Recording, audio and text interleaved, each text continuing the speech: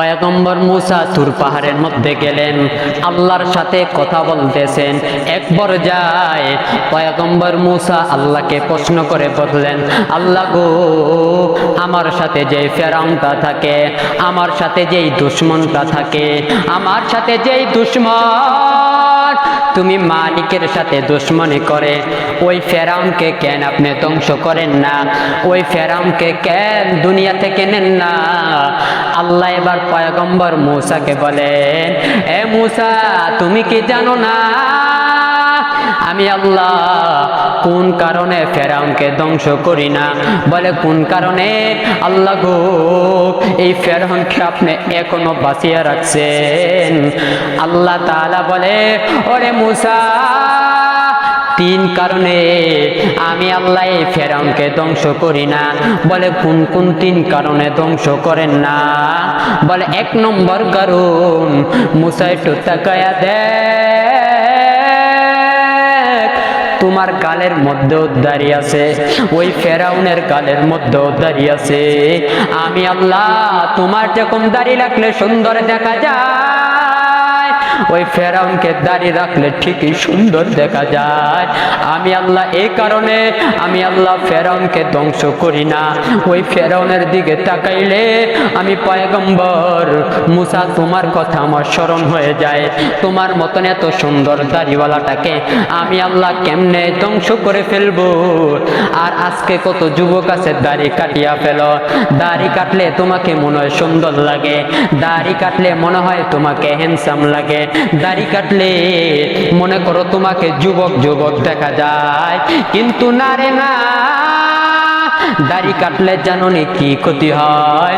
পয়গম্বরের কথা তো তোমরা শোনো না, তোমাদের একজন বিজ্ঞানীর কথাই তোমরা শোনো। ওই বিজ্ঞানী বলে, দাড়ি কাটলে তিনটা ক্ষতি হয়। এক নম্বর ক্ষতি, দাড়ি কাটলে চোখের পাওয়ার কমে যায়। দুই নম্বর, যৌবন কমে যায়। তিন নম্বর, অকালে মৃত্যু হয়। এই তিনটা কারণ দাড়ি কাটলে তোমার, এই তিনটা কারণের মধ্যে তুমি পড়বা।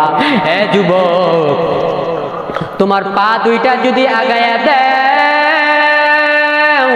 তোমার পায়ের মধ্যে দরিয়া বলতে পারি রে যুবক, আমার নবীর দাড়ি কাটিস না রে যুবক, এই দাড়ি কাটিয়া ডাস্টবিনের মধ্যে ফালাইস না। আমার নবীর কলিজাটাকে কিন্তু টুকরা টুকরা করিস না। আমার নবী ওই হাসরের ময়দান সব নবীরা বলবে ইয়া নফসি ইয়া নফসি, কিন্তু আমার মায়ার নবী ইয়া উম্মতি ইয়া উম্মতি বলে চিল্লাইবে। আর আজকে তুমি সেই নবীর দাড়ি কাটিয়া ডাস্টবিনের মধ্যে ফালাইয়া দাও। তোমার মতন হতভাগা, তোমার মতন পোড়া কপাল আমার মনে হয় এই জমিনের মধ্যে আর নাই। এবার ফেরাউন বলে, এক নম্বর কারণ, এই দাড়ির কারণে আমি আল্লাহ ফেরাউনকে ধ্বংস করি না। দুই নম্বর কারণ, আরে মুসা তোমার মাথার মধ্যেও পাগড়ি আছে, ফেরাউনের মাথার মধ্যেও পাগড়ি আছে, তোমার গায়ের মধ্যে জুব্বা, ফেরাউনের গায়ের মধ্যেও জুব্বা আছে।